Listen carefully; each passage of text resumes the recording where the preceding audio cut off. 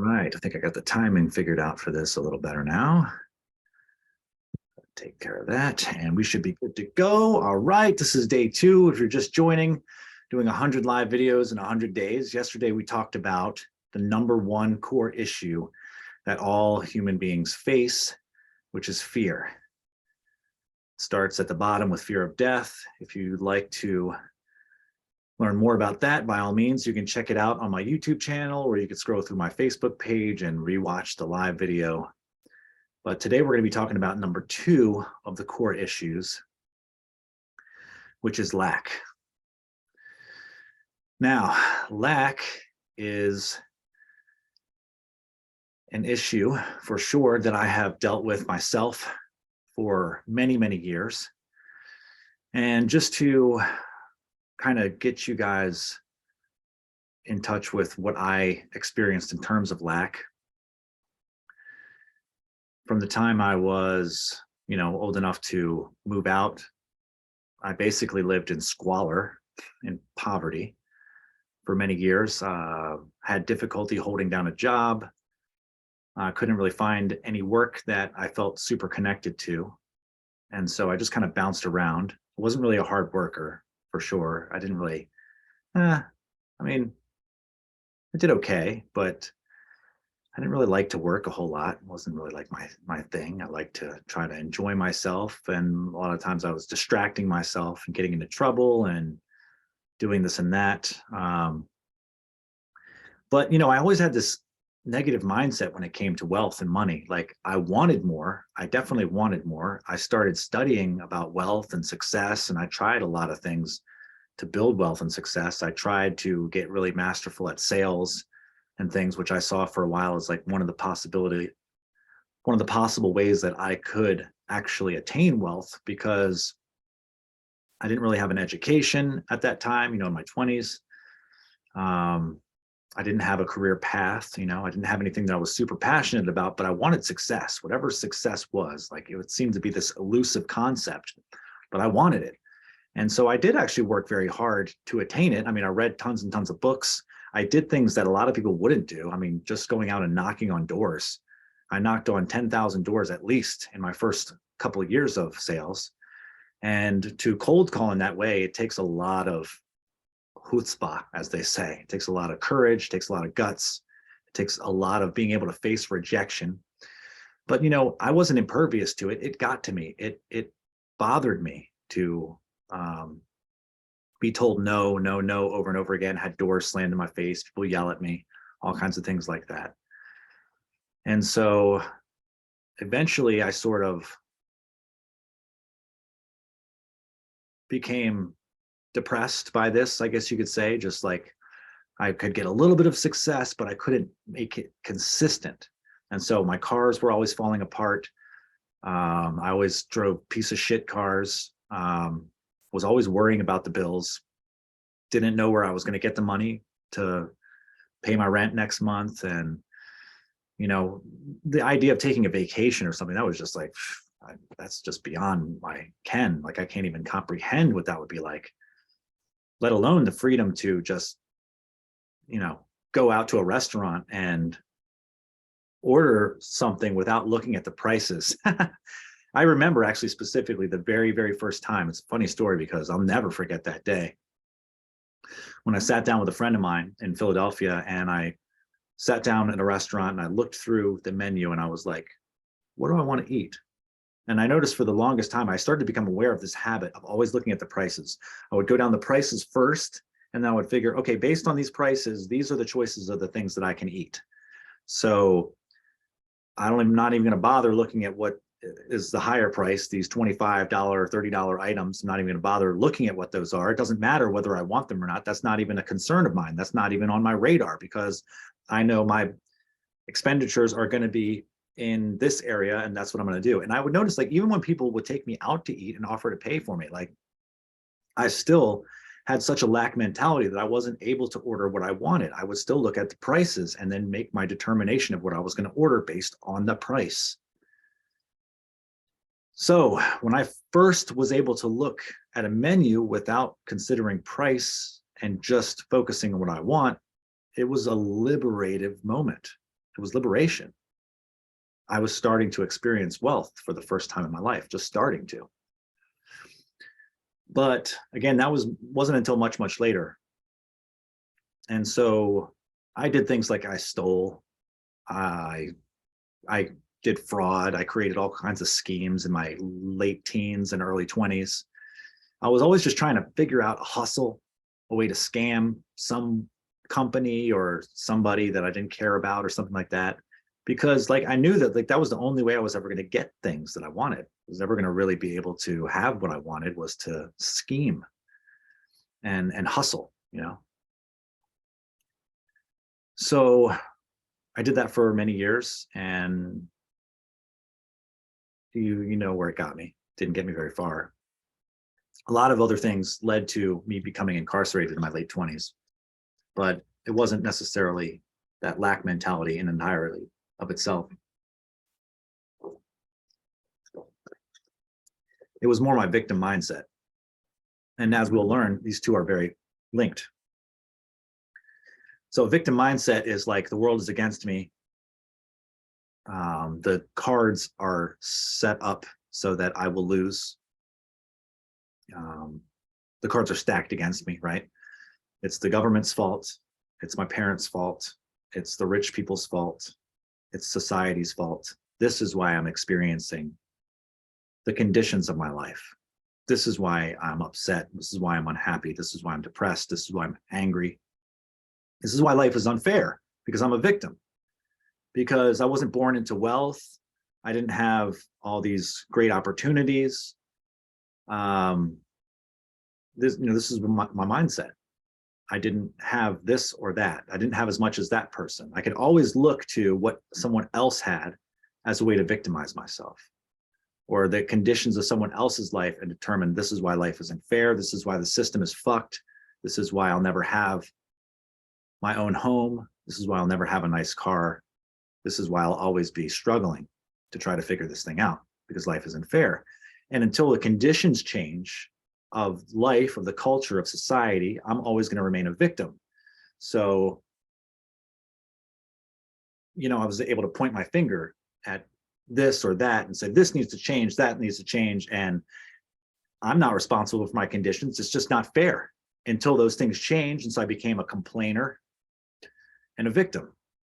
And I might not have been super vocal about it, but this was the dialogue that was running in the back of my mind. This was my subconscious programming, was conditioned to believe that life isn't fair and that I'm a victim and that society is messed up, and that if I would have been born into wealth like that person, I would have it so much easier. And yeah, that's true, right? I'm not going to deny that. You can have an easier childhood if your parents are wealthy, but some people born into wealth have horrible childhoods too. So you do generally have more opportunities. So that's, you know, undeniable.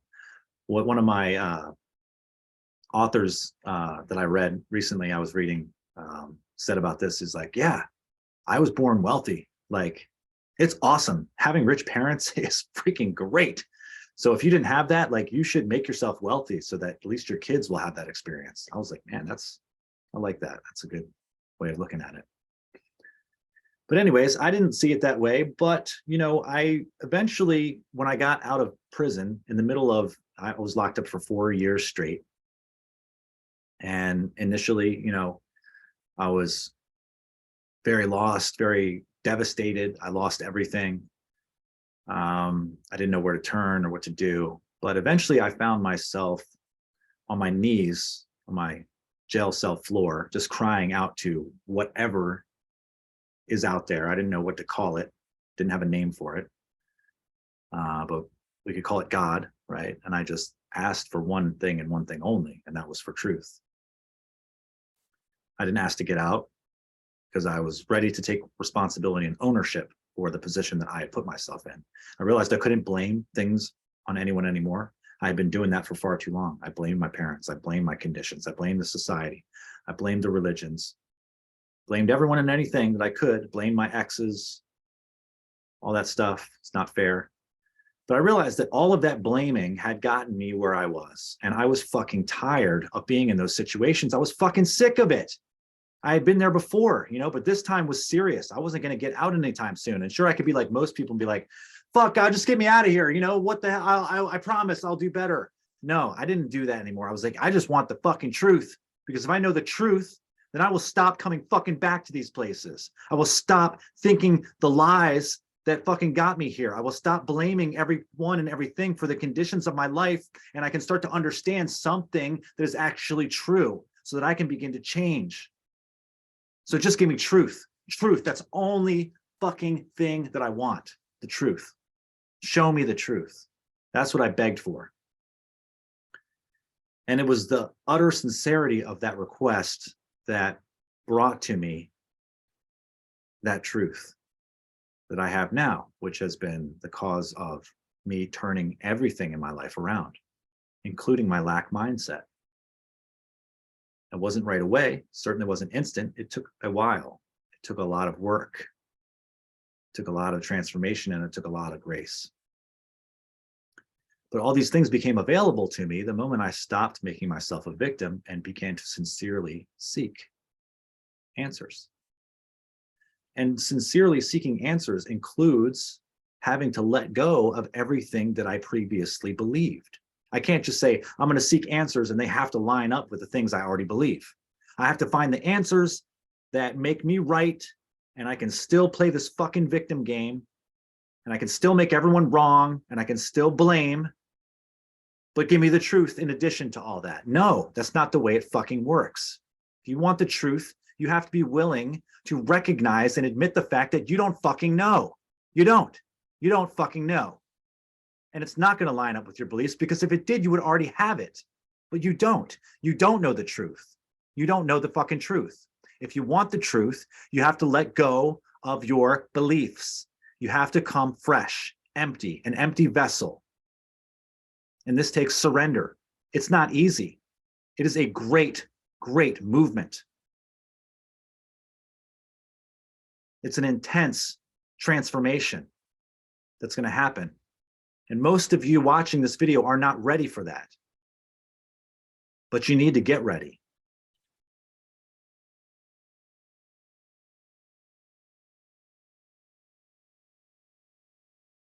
Start to become willing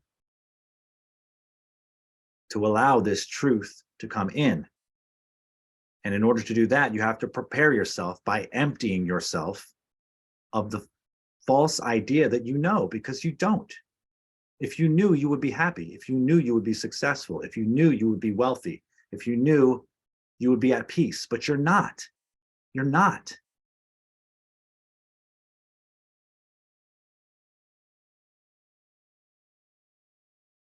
So, get out of prison. Start to become interested in this healing path. Like the pathway to becoming a healer, a therapist or counselor, something. I knew I had made some changes in my life, and I was continuing to make changes. After I got out, I started learning some modalities, healing methods, started working on myself really, really intensely.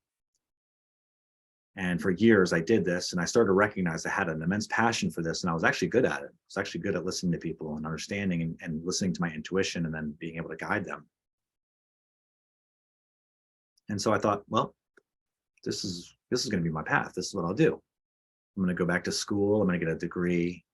I'll become a counselor, and I'll be able to help people. And so that's what I did. And I remember midway through my college career, I was asked to write a paper. I had to write an English paper. And the topic that I chose was around wealth and around our capitalistic society here in the US. And I wrote this paper, and I talked about how basically, you know, all of the wealth is already owned by this small percentage of people. Like 97% of the wealth is owned by like 3% of the population, or something like that, whatever it is, 90% owned by 3%. And so my idea was like, this is putting everyone, the majority, at an unfair disadvantage, because if these people already have all of the wealth and they're not wanting to give it up, then how does somebody who has this little bit of capacity and power able to get some of that pie? How can he get it when it's already gotten? And I wrote this paper, and my English teacher, she wasn't an economist, but she was a critical thinker. And she challenged me to dig deeper. She said, I understand how you feel, but I want you to dig deeper into this, because a lot of what you're writing is this emotional response to what you've experienced and to what you're looking at. And I'm not saying you're wrong. I'm just saying you should look deeper and examine the facts and go deeper than your emotions and your limited way of seeing things.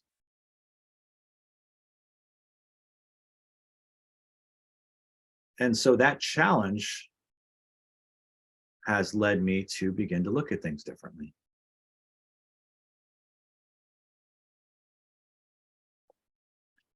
And I started to, over time, recognize that this way of seeing things victimizes myself, takes away my power. It actually doesn't give me power. And it's a wrong way of seeing things. It's not based in the truth, because it assumes that there is a pie and that here is the amount of wealth. But what it actually doesn't understand is that wealth is being created constantly. More and more wealth is being created. There's an infinite amount of wealth to create. It's not that these people have all of the wealth and there's only this much. It's just not the way it is. If that was the case, our GDP wouldn't grow, right? But it does. It grows constantly. Every year it grows because wealth grows. Every year there's more and more billionaires, more and more millionaires. And aside from all of that, as long as I maintain that belief that wealth is limited, I am going to remain in a lack mindset. And so I'm not going to actually take the effort that it would take to produce wealth, because I always have an excuse. Well, I can't do that. There's not enough. And this is the mindset of lack that infects us when we're suffering from this core issue and will prevent us from actually doing what it takes to create wealth. Because it's not easy. It takes work, it takes commitment. As I've said before on a previous video, when I began building this business, I failed. I took all of the wealth that I had amassed and I put it into this business, and I failed. I lost everything. And if I'd have given up, I wouldn't be where I am today. And if I'd have believed that I'm a victim and continued to believe that, if I would have remained in that depression, thinking I don't have anything worthwhile to give that anyone wants, I wouldn't be here speaking to you now, because I would have just given up and remained in that victim mindset, that lack mentality. And lack doesn't just affect our finances, it affects our whole lives. It's not just about the money that we earn, because lack is a core issue. So it bleeds out into a lot of areas. So when we're lacking confidence, this is an area where that core issue is affecting us. When we're feeling unworthiness, we're not valuing ourselves. You see, we have a lack mentality as it applies to our own self-worth. And no amount of changing the society and the culture and the religions and your birth situation is going to affect your sense of self-worth. That's an inner game. And what we begin to discover as we look into these things more and more is that these are all inner games. The outer conditions are secondary. The cause is always inside.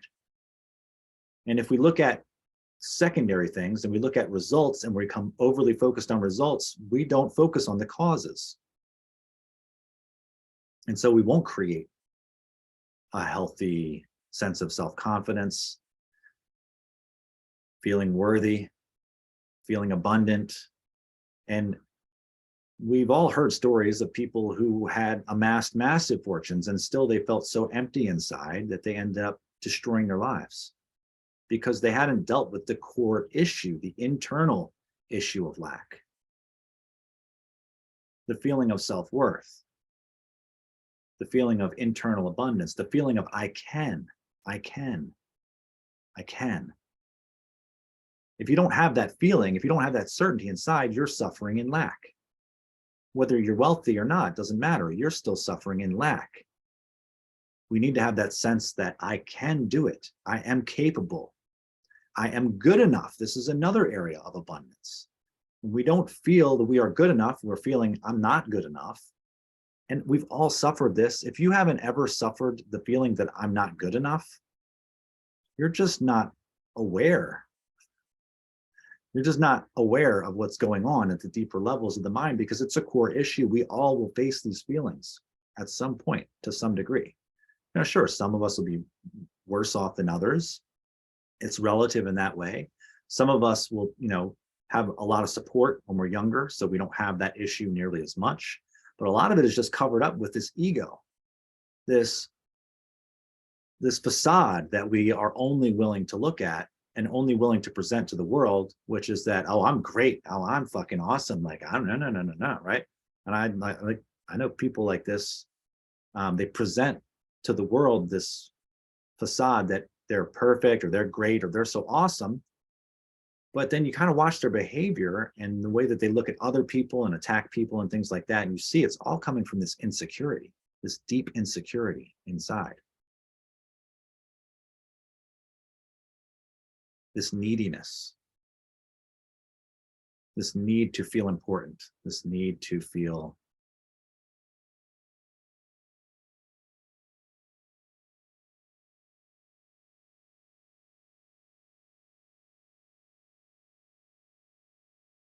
valuable, validated, this need to be validated.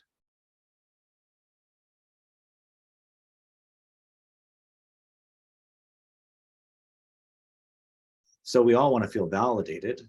We all want to feel valuable, I should say. But if we are getting our sense of value from being superior to others, I'm better than that person, I'm better than them, then that's not real value. That's insecurity, masquerading as value. And this is the culture. This is most people. Most people haven't looked at these things at a level of depth that I'm inviting you to look at. They just haven't. This is why our world is fucked. Because people are too focused on externals and ego and facade, and they don't want to look inside to the cause. And then should they find the cause, sometimes it's so disheartening that it moves them into a depression. And so they try to sedate, look away from. It's painful. It's painful to look at this stuff. Not easy.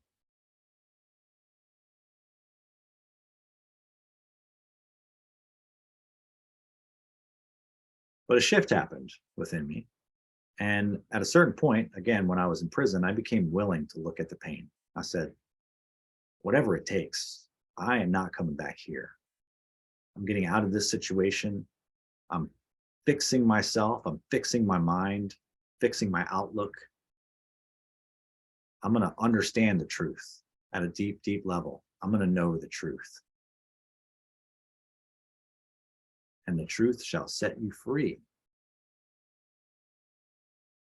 And what I began to discover in that prison is that freedom is not dependent on our circumstances.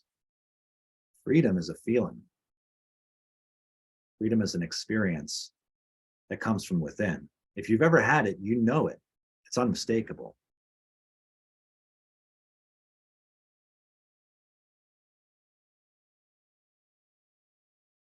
Can't miss it. If you ask most people what is freedom, they're going to start to think, well, freedom is this. They'll tell you a story. They'll start, talking about conditions. And, that's true at a surface level. But really, freedom is an inner experience. And if you've never had it, you don't know what it is. You can only theorize what it might be.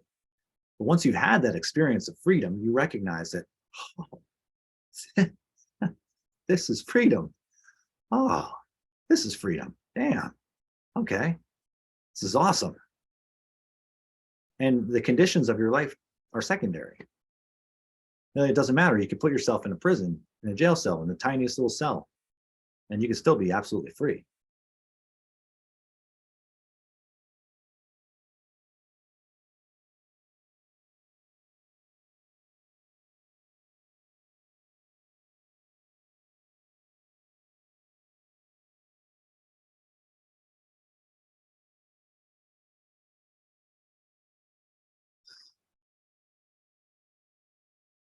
So again, as I wrap this up, I'm going to invite you to look at your life and start to examine where you experience lack.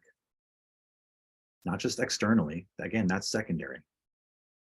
I'm not telling you to ignore that or avoid it. And if you don't have any lack on the externals, great, awesome, good for you. You've done some work or you've been blessed. Whether you were born into that wealth or whether you worked very hard to create it, or whether you have a natural innate knack in that area, I commend you. So look deeper if that's your situation. And I think for most of us, we find that we know we could improve in the areas of self-confidence, self-worth, of real self-worth, not the surface shit, not the kind that needs you to compare yourself to someone else to have worth. We can always find someone lower on the totem pole, say I'm better than that person, so that's my worth.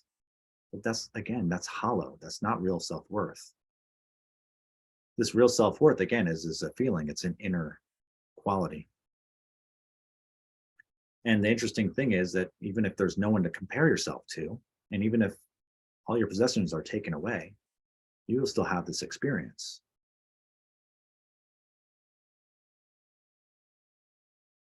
People who get very, very good at making money, like very, very good at it, and they make a mistake or the markets crash and things like that happen and all of it's taken away. I was in a room with a guy over the weekend who had amassed $30 million in assets and cash. And through a very fast set of circumstances, he went from 30 million plus to negative $1 million. Just like that, $1 million in debt. From $30 million in abundance and assets in liquid cash to owing $1 million.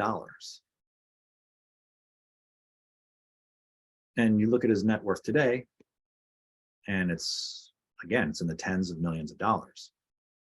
So the point of that is that once you develop that capacity, you develop a certain confidence, you recognize that even if everything is taken away from you, you can get it all back.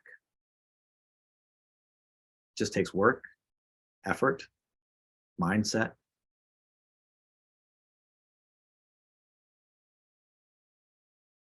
It's not luck. It's not luck. To think it's luck is foolishness. To think it's luck makes you a victim.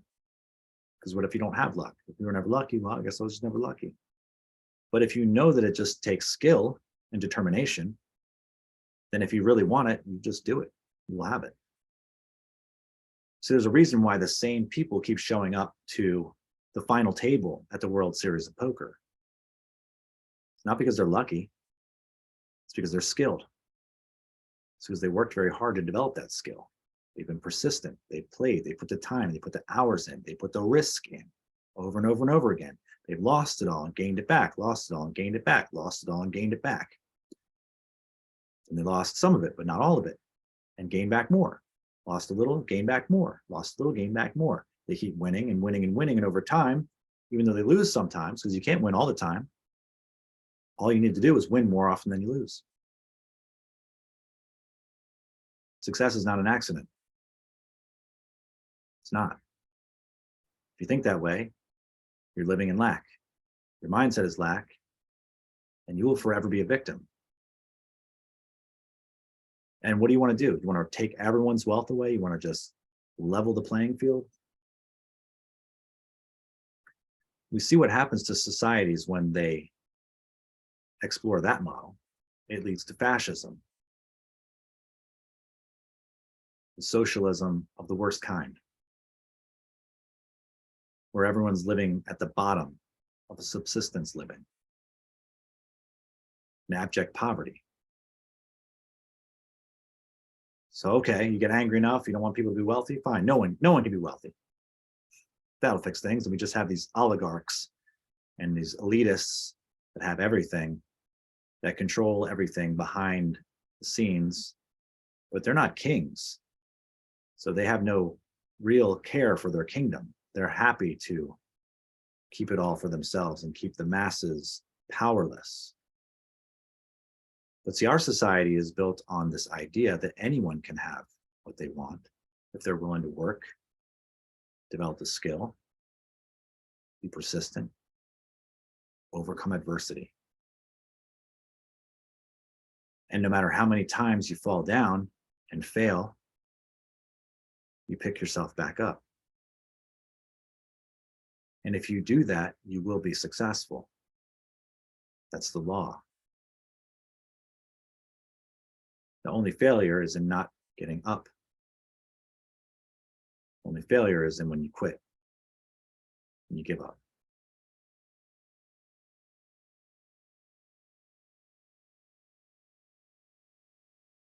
So whatever your aims are in growth, whether they're financial or whether they're in connection, you want to grow as an individual, you want to become more intelligent, more at peace, more happy. This will take work. It'll take commitment, and you will face challenges. So after this series of the 8 core issues, I'm going to talk about, again, the master frequency codes, which can help you to transform these issues, to transform the fear and to transform the lack, to move from lack into abundance. Obviously, it's going to take work, yes. On the physical level, it will take work. But what is the fastest, most direct, most efficient pathway to this abundance? So I'll be talking about that more in the upcoming videos. Man, it's bright here. Sorry about the sun. I've been looking right into the camera for so long, I didn't realize that my face was completely lit up. But fix that here for the time being.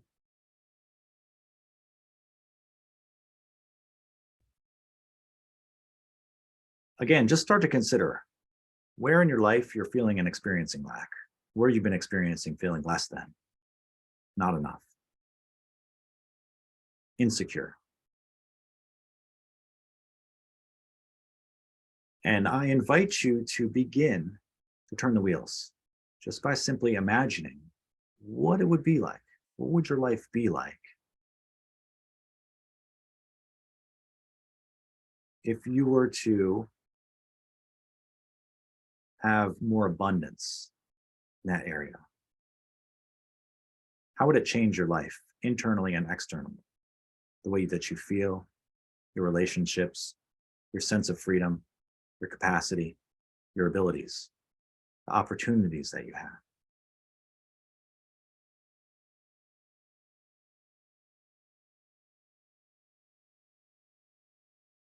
And contemplate these things. You might even want to make a list, because in the coming weeks, I'm going to be giving you some tools. I'm going to be sharing with you some tools and practices and techniques that will be able to help you to begin this transformation. Or maybe you're already doing this work, but it's going to help you to streamline that work and make it more efficient. I'm just going to share what's worked for me. Real talk. So thanks so much for watching. Appreciate you, whoever you were, whoever you are that sees this in the future.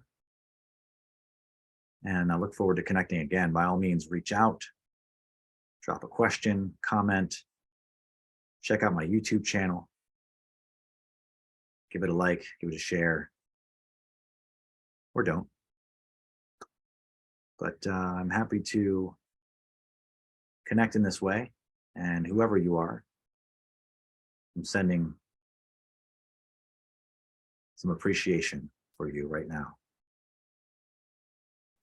which will be a little bit of energy you can put into your cup to make you start to feel a little more abundant. So I appreciate you for watching, for connecting in this way. And I look forward to seeing you again. All right. Until then, be well, my friend.